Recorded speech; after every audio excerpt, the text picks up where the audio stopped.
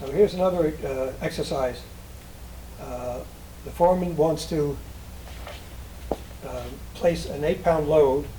We only have one brick. Let's Pretend. pretend it's an 8-pound load, as far away as possible. So what's the maximum distance we can place an 8-pound load with a 6-brick counterweight?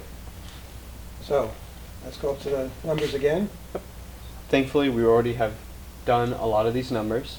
Like, we know that the torque of our crane body and the counterweight is 1041.45 inch-pounds of torque.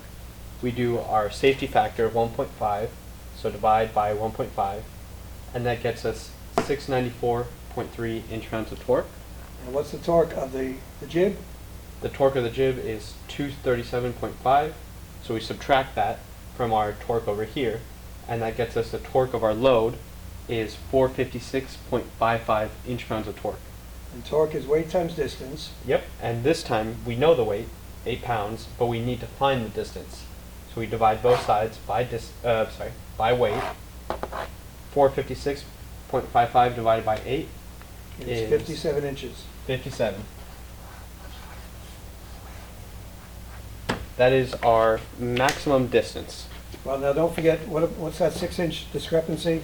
Well, the 57 inches only goes so far. It goes to the pivot point, if you remember. Right. So we have to account for this little distance right here, which is about 6 inches. Okay. So what we do is we take our distance and we simply minus 6.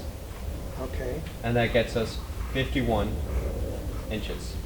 So let's see the triangle with the 51 inches in it. Yep, so here's a quick diagram of our crane. We have our adjusted weight, adjusted distance, 51 inches, and we have the length of the jib, 66 inches. Remember, cosine is adjacent over hypotenuse.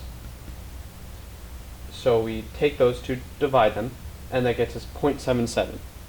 So if we go into a table, cosine of theta to get 0.77, that means our angle is 39 inches.